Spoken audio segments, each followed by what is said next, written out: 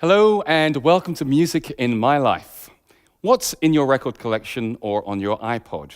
Why is it there? Does it say something about your personality? And how does it affect you when you listen to it?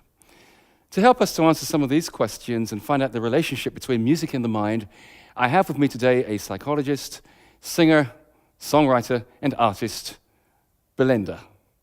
Stay with us and find out more.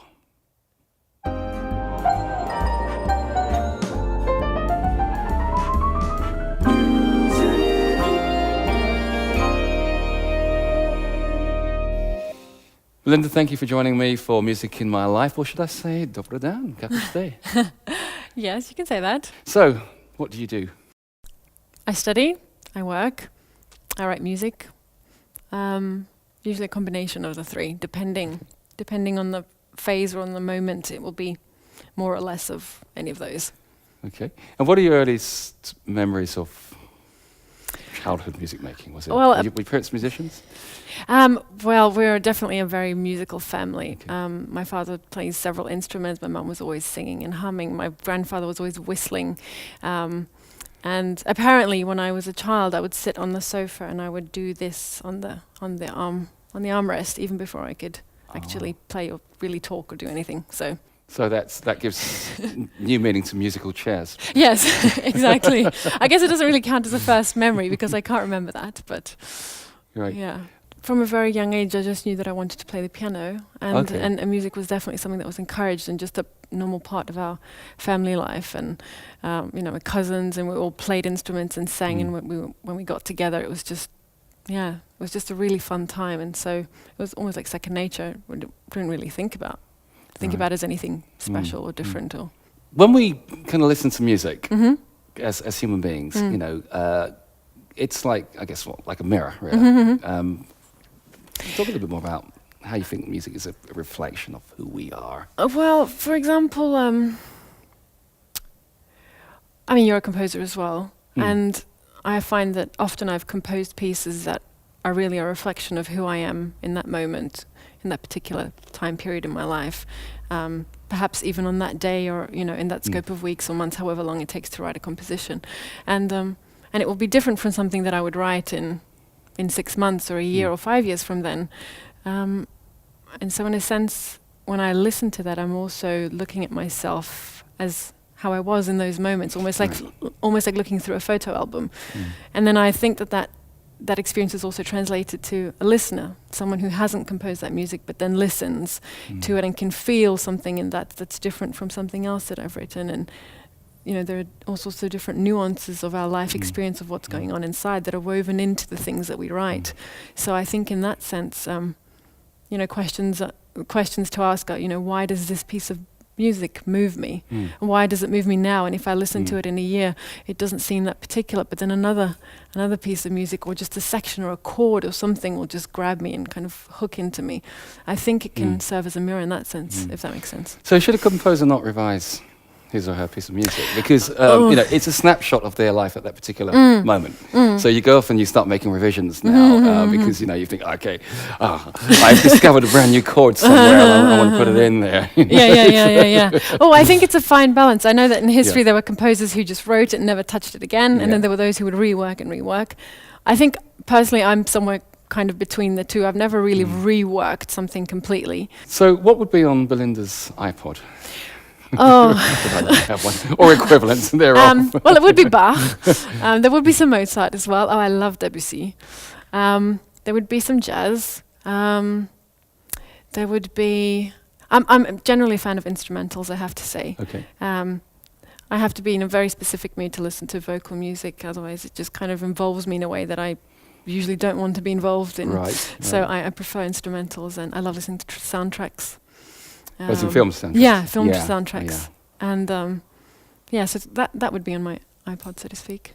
Great. And outside of music and psychology and Hebrew and Latin and Greek studies and whatever, you're also a keen photographer. Oh, yes. Right, so...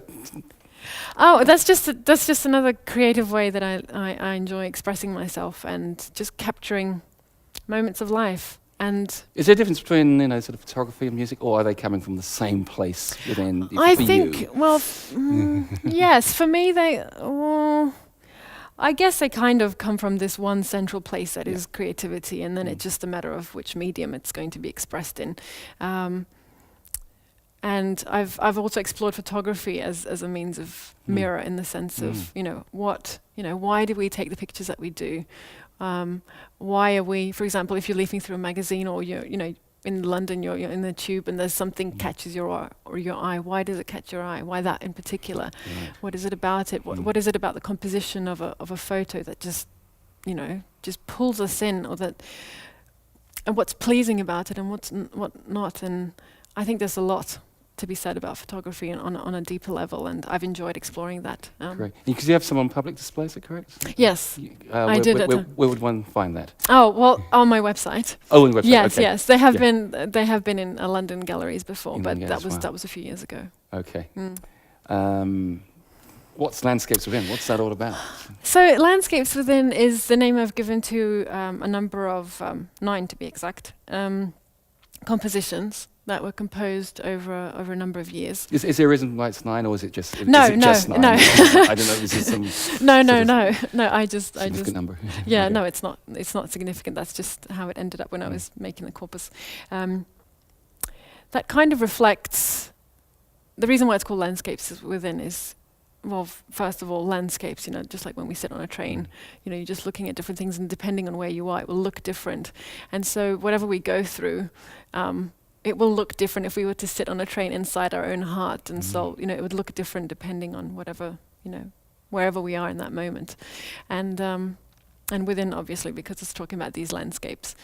So it's just really a journey, almost like snapshots into the complexities and the nuances of what actually happens to us in our daily lives. It talks about, struggles and challenges, and, about fear and despair sometimes, and hope and joy and enthusiasm, and all these, the plethora of experiences. Okay. And what are the instrumental? Is it instrumental pieces? Yes, It's instrumental. Instrumental. What are the instrumental forces in it? Is it just It's strings and winds. Right, A okay. bit of percussion. Yeah, basically. Yeah, right? that kind of a setup. Okay. So you're hoping that the listener Yes. experiences some Yeah. different things in Yeah. yeah. Because the way that it's structured, it's really a movement from light to darkness, so to speak. Okay. And it's, starting from these lighter emotions, experiences that we have, and then kind of moving into the darker ones when we actually come across serious obstacles, and then how we deal with that, and how it, what it does to us inside. And then in the end, it comes out into the light again, and it's ultimately about hope, I think. Right. So I'm hoping that the listener listening to this can really identify with, at one time or another, with one or several of the compositions, or, because I think that under all of that there is a common, there is a common thread to, yes, we all go through these kind of things, and this is just one particular way that one particular person has expressed it. Great. Well, I'm really interested to hear landscapes or some Okay. aspects of it. Okay. And so we're going to swap places. Okay. And I'm just going to enjoy an afternoon of evening, morning, whatever time you watch Yes. of music. And hopefully not one of the landscapes isn't sleep. No, Otherwise it's not. It's you not. Might, you might have to wake me up. Yes. Okay. Yeah. All right. Okay. Look forward to it.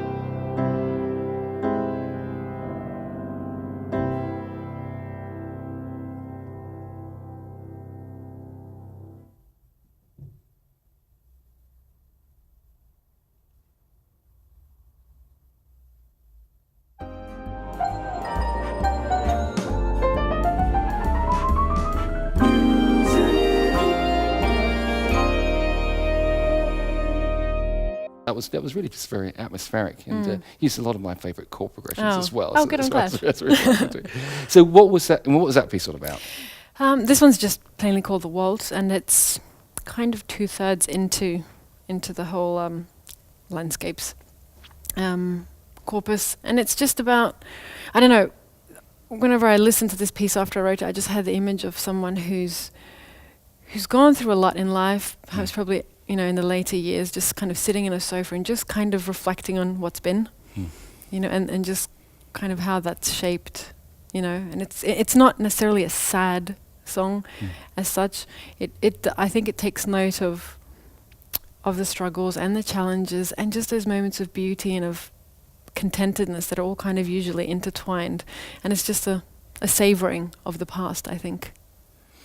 So how do you kind of achieve that sense of, I don't know, nostalgia, or looking back in reflection? I mean, what musical elements, for example, would you do, would I have be associated with that within the actual piece itself? I didn't actually compose it with that in mind. Right, I didn't actually okay. sit and go, well, what would evoke this? Okay, so I just wrote it, and then later, as I listened to it, I became more aware of what was actually in it, so to speak. Okay. But I don't know. Maybe you could tell me what the chords were that you think evoke those kind of. And for me, when you got these sort of clash type chords, you had this kind of chord. Yeah. See, and that's unresolved, isn't it? Yes. So you wouldn't typically finish a piece. Yes. Well, a jazz musician would. Yes. But you wouldn't typically sort of finish a piece on that. But where that was going next, you felt that almost, I don't know, tension, Yes. struggle, and You're on just the looking edge back. You're on the edge, that's right. And then it resolved, into something and so forth. And then, of course, the shifting around of different tonalities, different keys and so forth. And I quite like this bit then where it's the first time, and then it goes into this, but then the second time, and then it goes there, and then you don't know. Yeah. And then it goes. I quite like that. Are there any other pieces? I enjoyed that one, or just bits of other pieces that you can actually share, and what? Yes, there's a piece. Actually, one of the first pieces is called Space, and it's just really, it's Debussy-like, and it's just kind of really spacious, and starts with a fluttering, like, and then that goes into.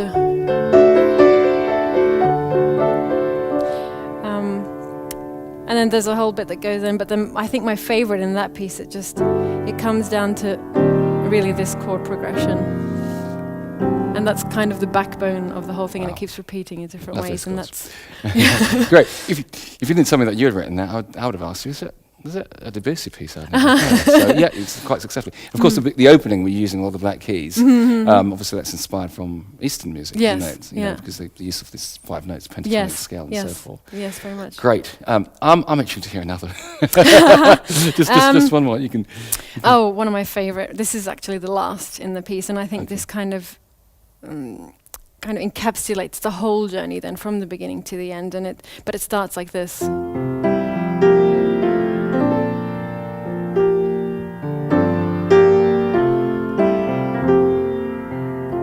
And then that theme actually continues through the whole piece. It's almost hymn-like, that melody. Yeah. Yeah.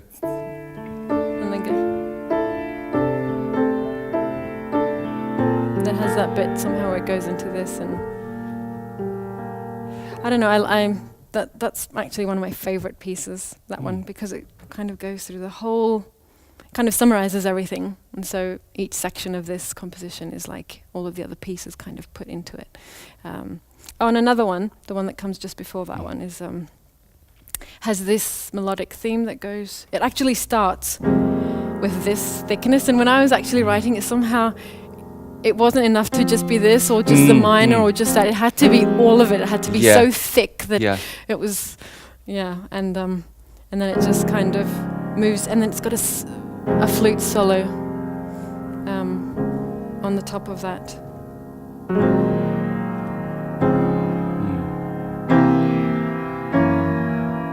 And then again, and then the chorus of that goes chorus. I mean.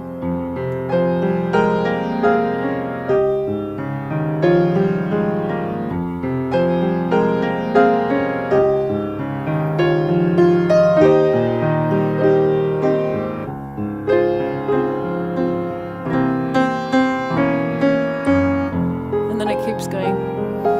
So It's almost film-like, actually. I can almost sort of see the scenes in the film. Can you hear at the that point. orchestra? Yeah, Can you hear it? Going to hear the orchestra. I'm itching. Yes. Great. Well, that's absolutely fantastic. Great. And it's always interesting to hear what other people have to say about just the friends that have heard my music so far, and just bits that they notice, and it's actually interesting because then in that sense you hear how it is a mirror, even if it is more in a musical sense of this is more Debussy or this is more there's a bit where it goes Rachmaninoff in one of the earlier pieces. There's a distinct section.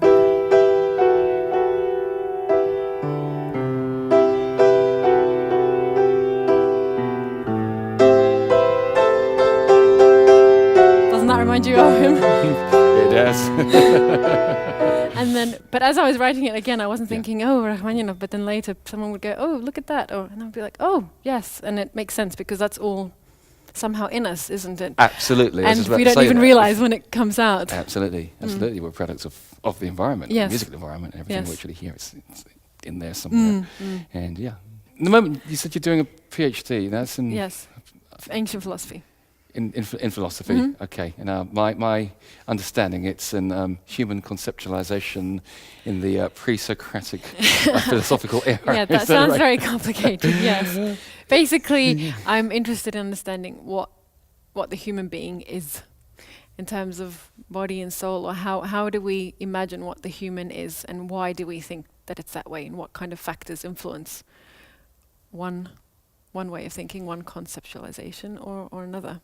Right, and you also did Hebrew studies. Yes. So I mean, putting them both together, you get something quite spiritual there, because of course you've got the Hebrew, the Old Testament, which talks about man. Yes. So is there something within your faith which really sort of led to this kind of but it was desire more. To understand? It was more of, I think this question had kind of surfaced over the years, but then it kind of led me into all of these more structured programs of academic study. But because the question is always like, who am I, and who's God, and how do we connect, and how does this work, and why does it work this way or not, and all these kind of questions that kind of roam around this one central question. Okay.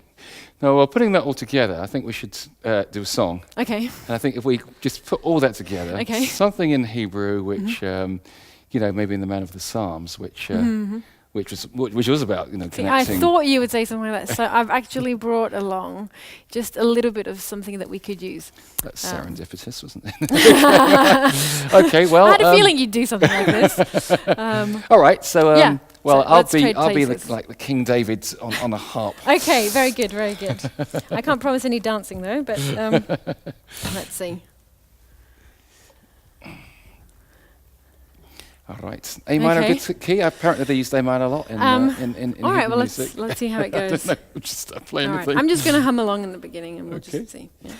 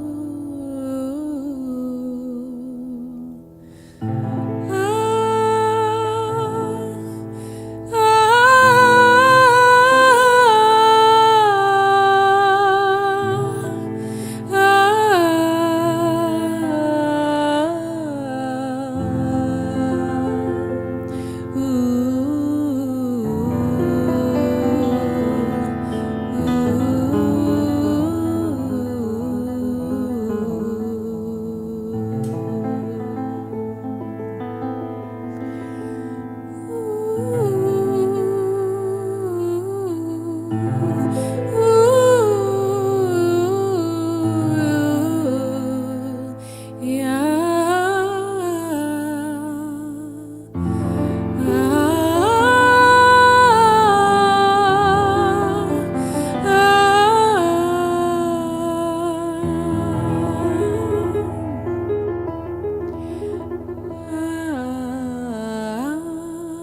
want to add a little rhythm into it now? All right, we're going Latin now.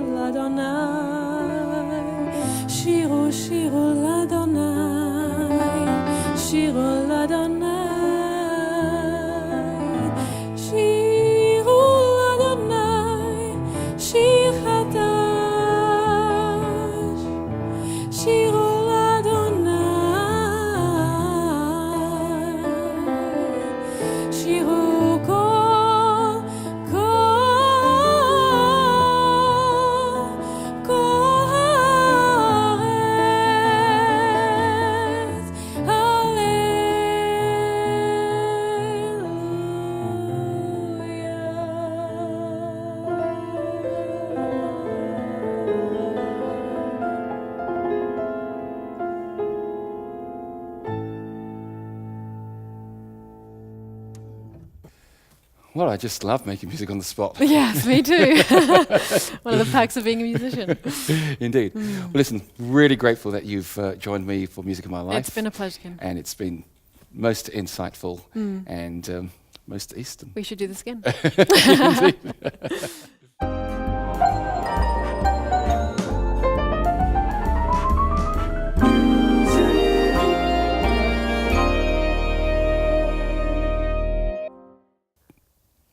Today we've gone a little bit deeper about the power of music and how it affects not just the emotion but also the intellect. Somebody once said, one good thing about music, when it hits you, you feel no pain. So go, take some time out of your life and sit down and just enjoy the sound of music. I'm going to take a leaf out of my own book. I'm going to enjoy some myself.